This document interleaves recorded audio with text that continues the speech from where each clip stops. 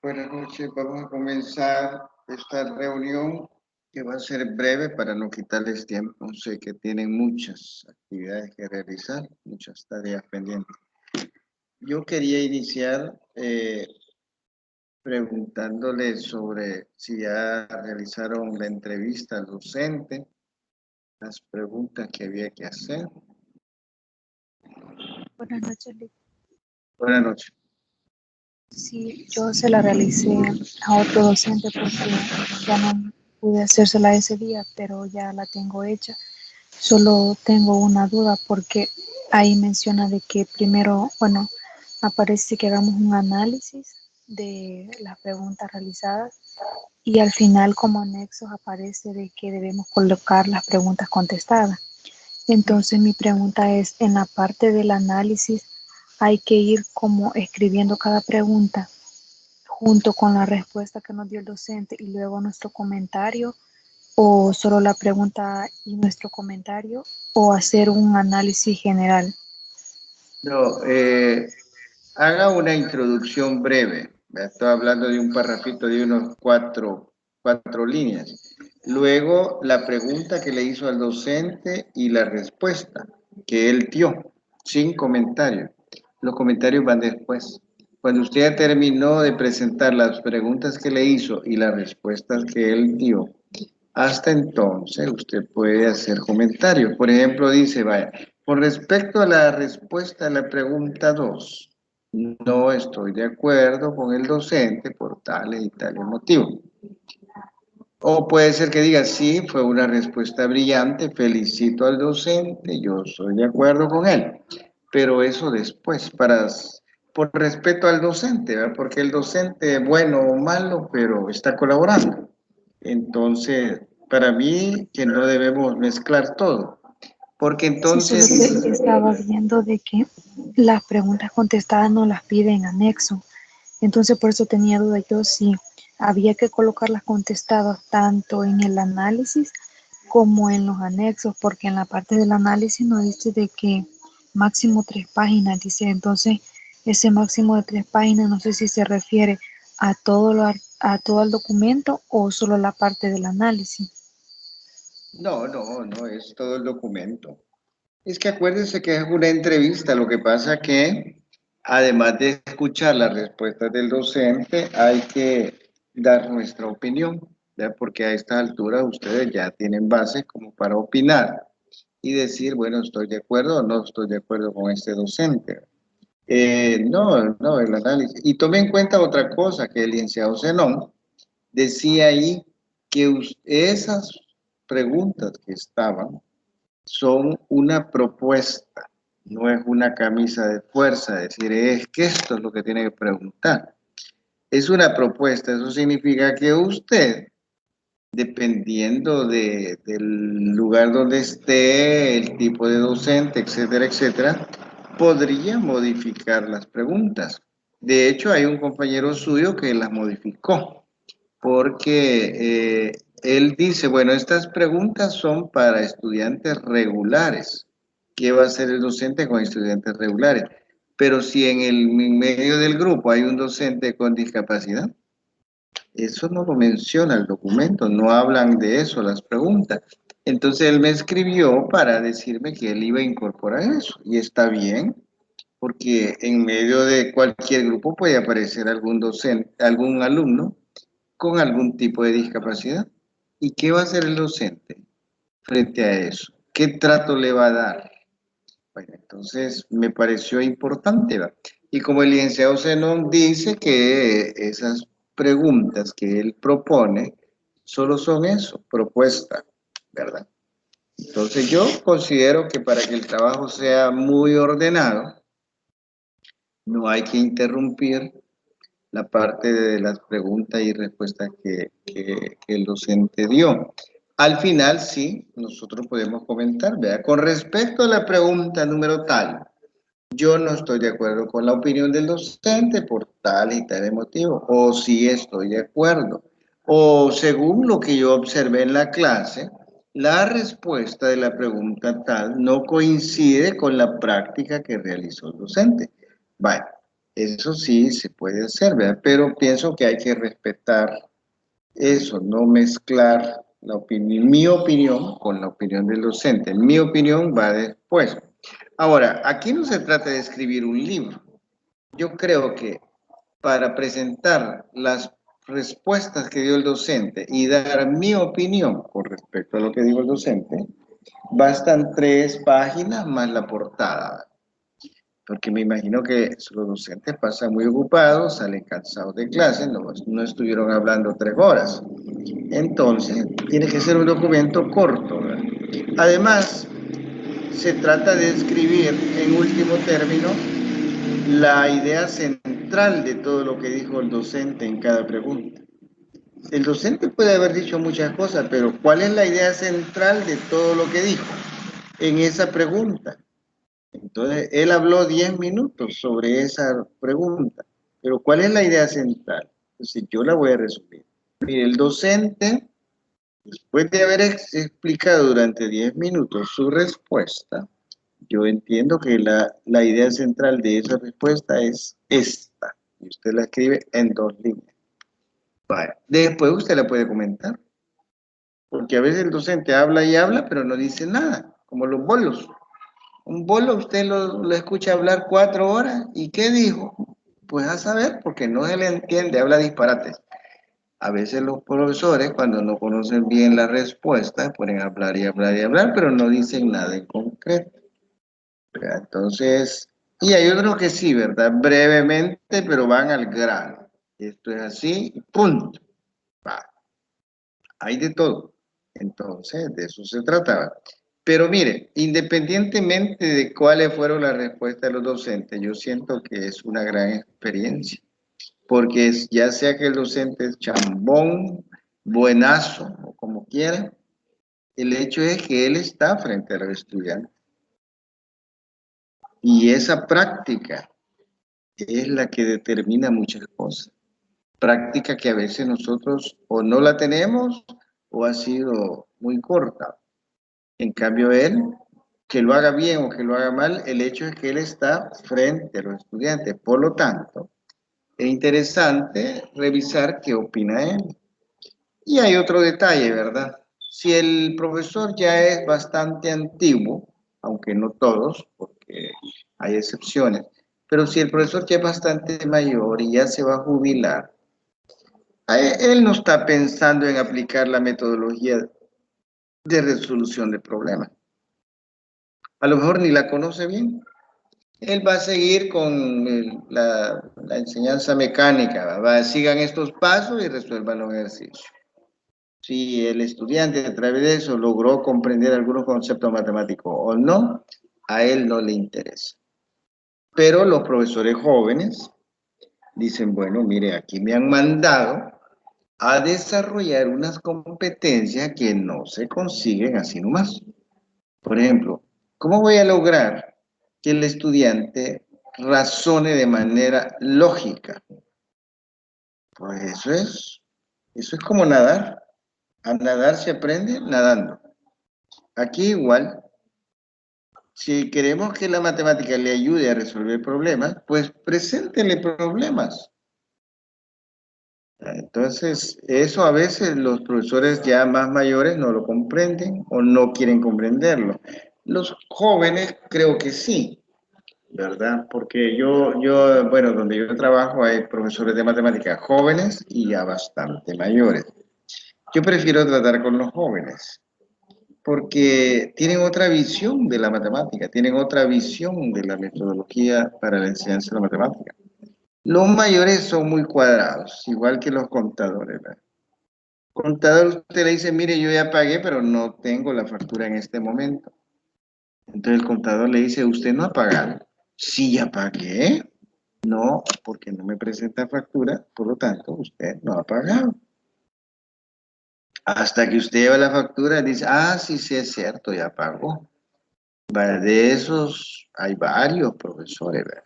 Cuadrados como los contadores. Hay que disculpen los contadores, pero son muy cuadrados. Entonces uno tiene que ver eso. Es que mire, aquí la idea de que usted vaya a entrevistar a un profesor es para que vean lo bueno, lo malo y lo feo de esa experiencia. Dar clases se oye bonito, ¿verdad? ¿Y qué hace usted? Ah, es que yo doy clase de matemática. Ah, cómo no, ¿verdad? Pues sí, pero ¿lo hace bien o lo hace mal? Eso habrá que ver. Y luego viene la otra situación, ¿verdad? ¿Está actualizado o no está actualizado el docente? ¿Usa el libro en mate o no lo usa? Porque hay docentes que no lo quieren usar. Dicen que es muy complicado, que hay mucho trabajo, que no sé qué. Entonces esos detalles habría que ir viéndolos, ¿verdad?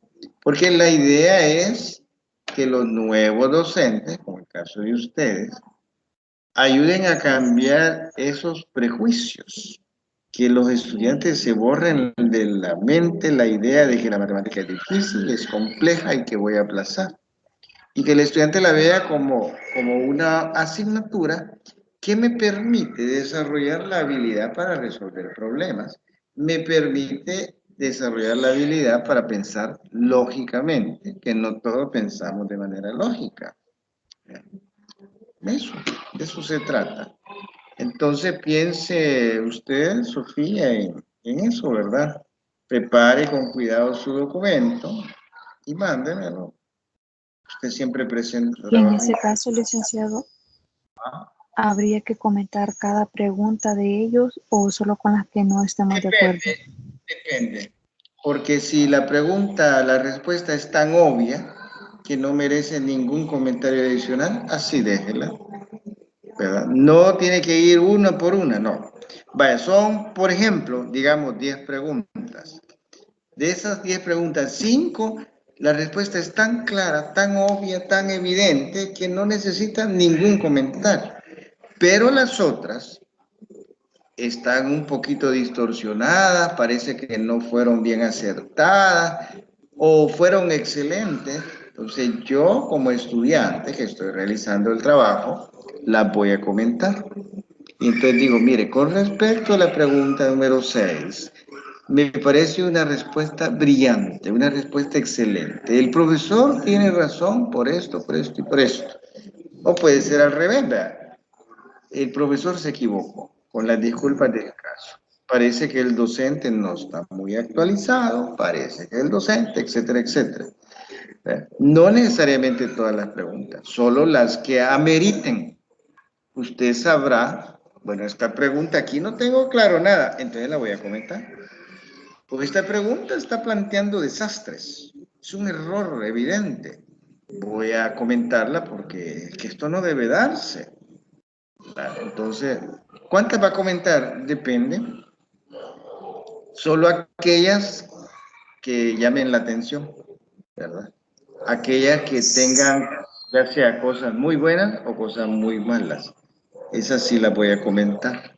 Las otras Sí, ¿verdad? Las otras no, porque respecto al número de páginas, estaba viendo de que como pide tanto anexos como bibliografía, entonces ya ahí serían 2 páginas más la portada 3. sí, Entonces, no importa, eso no importa, porque lo esencial son las 3 páginas donde usted presenta las preguntas que formuló con sus respectivas respuestas, más los comentarios que usted va a agregar a las preguntas que lo requieran, que lo ameriten. ¿Verdad? Por ejemplo, en el caso suyo, usted puede mencionar, el docente en ningún momento, en ninguna pregunta hizo referencia a los estudiantes con discapacidad. ¿Será que no existen estudiantes con discapacidad o él no quiere trabajar con ellos? Queda la pregunta, ¿va? Porque es cierto. Usted le dice, vaya, mire, usted va a atender el grado tal, vaya, y resulta que ahí hay un muchacho con discapacidad. ¿Qué va a hacer usted como docente? Usted no le puede decir, sálgase. Ah, la demandan. La educación inclusiva dice, no, es que usted no puede sacar a nadie solo porque es discapacitado. Y la educación inclusiva dice, no es el joven, no es el estudiante el que se va a acomodar al sistema, es al revés. Es el sistema el que se va a acomodar al estudiante. Por ejemplo, a mí me llega un estudiante solo, no oye nada. Entonces, ¿qué voy a hacer? Puedo ponerme a llorar por eso. ni puedo sacarlo tampoco.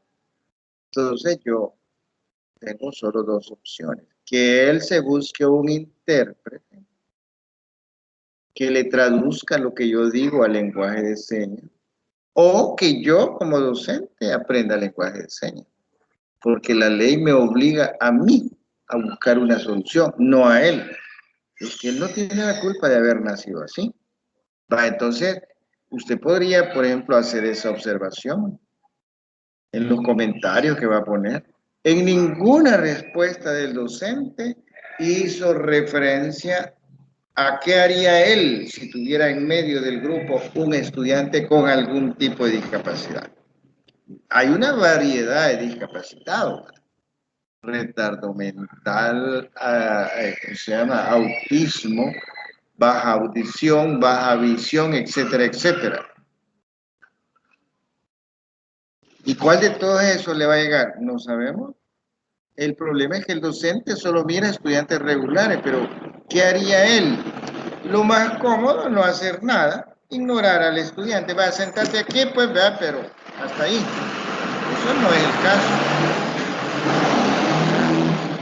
Ahora, donde dice aquí, perdón, donde dice que agregar anexos, bueno, yo entiendo que podría ser que el docente le mostró a usted algún cuadro, algún formato de alguna actividad o la planificación didáctica o alguna foto de una actividad que está haciendo con los estudiantes. Eso va en anexos, porque una foto, por ejemplo, que le mostró a usted, ¿verdad?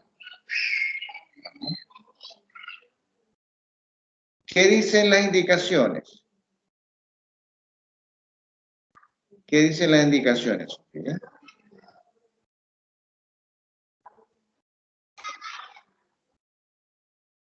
Sí, no, yo estoy de acuerdo. Yo estoy de acuerdo en eso. Es que para mí el documento, para que vaya ordenado, lleva una pequeña introducción de 4 o 5 líneas. Luego viene, vaya, mire, en la visita al centro escolar tal y tal, se realizaron las siguientes preguntas. Y luego viene la última parte, que es su opinión personal. Si en el manual dice que eso es al revés, póngalo al revés. ¿Eh? Usted dice, bueno, yo realicé la visita al centro escolar tal y hablé con el docente y yo pienso que este docente está bien actualizado, que esto, que lo otro. Y le agrego como anexo las preguntas y la respuesta, las preguntas que yo le hice y la respuesta que él dio. Pues no importa el orden, pero sí deben ir las preguntas con su respectiva respuesta. Y lo más importante, su opinión, porque eso es lo que el docente dice. ¿Y qué dice usted? Ya después de haber cursado varias materias y haber tenido tanta experiencia en educación, usted está en capacidad de dar una opinión, equivocada o no, pero usted tiene que opinar. Ya, está bien, no hay problema. Cuando le dicen que las preguntas y respuestas van en la parte de anexo, significa que para el licenciado Zenón, lo más importante es lo que usted dice. Y le agrega como anexo lo que dijo el profesor. Ahí es más delicado todavía. Porque si lo más importante para el licenciado Zenón es lo que usted dice, eso es lo que yo tengo que calificar. Que lo voy a comparar con lo que dijo el profesor, ¿verdad? Es que el profesor, bueno, él ya está trabajando, lo hace bien o lo hace mal. En cambio, usted está en proceso de formación. Probablemente por eso lo han puesto que las preguntas van en anexos. Porque interesa su opinión. Vale, usted ya habló con él, ya vio la clase. Ahora, ¿qué dice usted? Si usted sale con una opinión, algo... Vale, mire, con respecto a su última pregunta, siga el orden que el licenciado Zenón ha dicho en esa guía. Hay que respetarla. ¿Ya? Ajá. Yo no lo haría en ese orden, pero aquí él es el que decide. Pero llegamos a lo mismo. Porque usted comenta, mire, yo fui a la escuela tal, hablé con tal profesor, a mí me parece que este profesor anda algo desubicado, o parece que es un docente muy brillante, está muy actualizado, etcétera, etcétera. Y le pone como anexo las preguntas que usted le hizo y las respuestas. ¿Y eso para qué sirve? Ah, para que yo como tutor compare lo que el docente le dijo con lo que usted opina. ¿Y qué es lo que voy a calificar yo? Bueno, lo que usted opina. El ir a entrevistar a un docente lleva un porcentaje, pero no lleva todo. Aquí lo que interesa es qué opina usted. Se supone que usted está más actualizada, probablemente mejor informada que el docente. No nos compliquemos. Respete el formato, el orden que propone la guía. Pues sí, porque imagine que usted de casualidad le tocó entrevistar a un docente que anda mal. Ese es un caso perdido. ¿Y usted qué puede hacer? Nada. Pero sí puede dar una buena opinión. Mire, yo fui a observar la clase de este docente y esa clase se puede mejorar así, así, así. Y el docente está equivocado al afirmar tal y tales cosas. ¿Y cuánto le tengo que poner yo por esa opinión? Una buena nota. ¿Por qué? Porque usted logró ver los errores, que no se los va a decir a él, usted lo va a poner en el documento. Ahora, al revés, si usted vio que todo era maravilloso en la clase, hay que decirlo. Es una clase terriblemente buena. Ujú. Vale, ¿cuál es la pregunta? Dice ahora, preguntas de metodología. Vale, vamos a ver acá, permítame. ¿Cuál es la diferencia entre teoría o práctica educativa? Bueno, teoría solo son ideas, conceptos, definiciones. Práctica significa esa teoría aplicada a la realidad que vivimos. Porque la teoría puede decir, un buen docente logra involucrar a los estudiantes en las actividades que realizan en clase. Eso lo dice la teoría. Si yo logro involucrar a todos los estudiantes en las actividades que realizo en clase, yo, según la teoría, soy buen docente. Eso es teoría. Usted llega y observa la clase y mira que la mitad se involucra, la otra mitad no se involucra. Eso ya no es teoría, eso ya es práctica. Entonces la práctica le dice a usted, mire, este docente, si lo vamos a evaluar de 0 a 10, póngale 5. ¿Por qué? Ah, porque la teoría dice que hay que involucrar a todos, pero él solo logró involucrar a la mitad. O sea que no es un docente excelente, por las razones que sean. Entonces eso le permite. Entonces cuando dice aquí cuál es la diferencia entre teoría y práctica, la teoría es como lo ideal, los lineamientos. A usted le dice, mire, usted va a ir y va a hacer esto, esto, esto. La práctica es lo que usted ya a la hora de las horas hizo. Si le salió cabal, como dice la teoría, brillante. No le salió, pero casi le salió. Bueno, es buen maestro. No le salió nada. Bueno, usted es un desastre como maestro. Entonces, hay que Sí tenía diferenciar. dudas porque ahí decía la diferencia entre teoría o práctica. Entonces yo entendía que era teoría y práctica. Por eso estaba dudando porque ahí ponía un O en vez de un I. Teoría o práctica. Lo que pasa es que se puede dar el caso. Acuérdense que la O es excluyente. O es una cosa o es otra. Y la I es incluyente. Entonces, si ahí en el manual lo han puesto como O, podría ser una equivocación o podría ser que se vuelva excluyente. Porque si allí dice O, significa que el profesor hace un esfuerzo considerable por aplicar toda la teoría en su práctica educativa. En ese caso, se puede considerar que es más ideal o teórico. Teórico no porque no está haciendo nada, teórico porque lo que dice la teoría lo está aplicando en un buen porcentaje.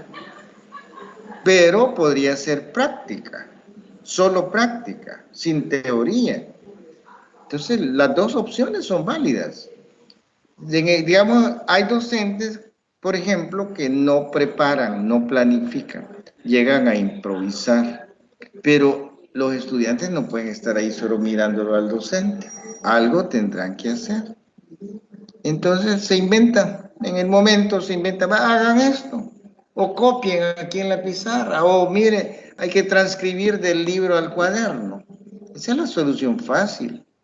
Están haciendo práctica, porque están ahí al frente de sus alumnos, pero ahí no están avanzando nada, ni ellos ni los alumnos. Pero hay práctica, sí hay práctica. ¿Hay teoría aplicada? No, no hay teoría aplicada. Primero, porque llegó a improvisar. Segundo, porque ¿cuál es el objetivo de transcribir? A lo mejor ni él se ha puesto a pensar en eso. Entonces, si en el manual dice teoría o práctica, significa que vamos a elegir solo una opción.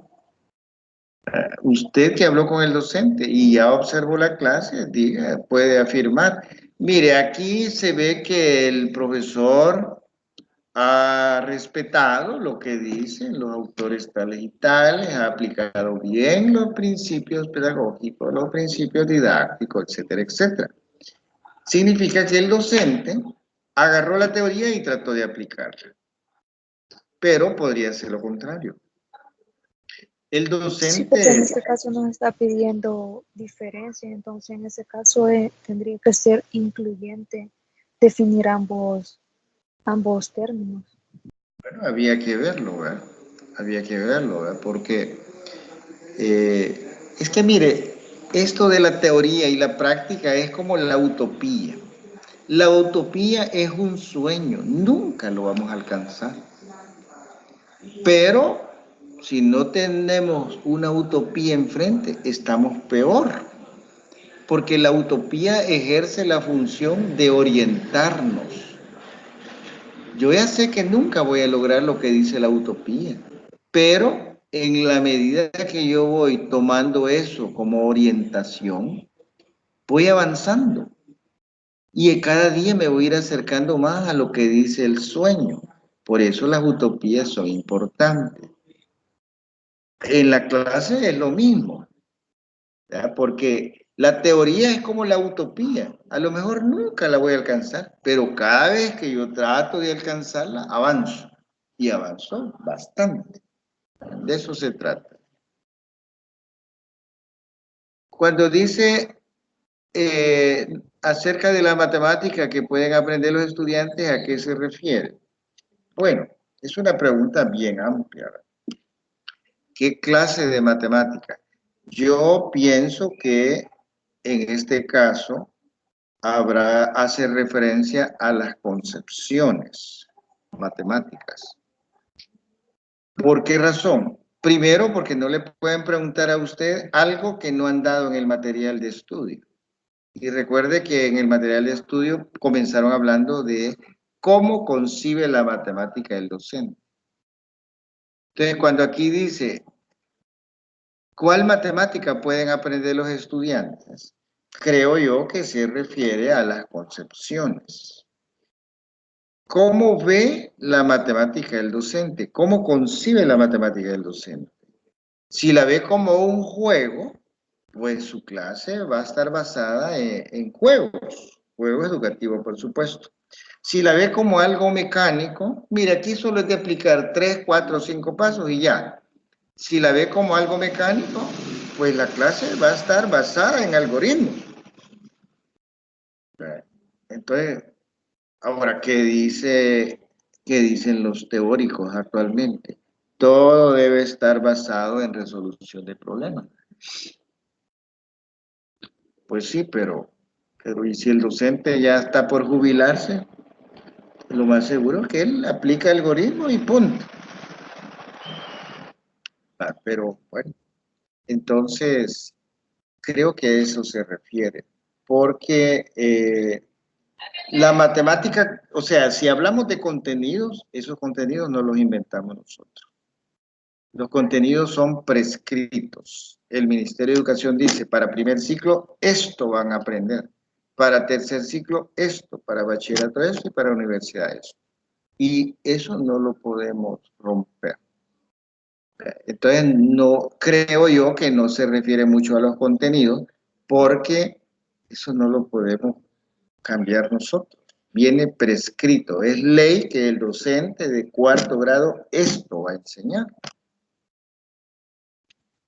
En cambio, la concepción que el docente tiene, bueno, hay varias concepciones. ¿Cómo concibe la matemática el docente? ¿Qué pensaría usted, por ejemplo, de aquel docente que el primer día de clase llega y le dice a los estudiantes, bueno, muchachos, pónganse las pilas, que esta materia es difícil. Y además yo no regalo nota, etcétera, etcétera. Entonces, ¿verdad? Bueno,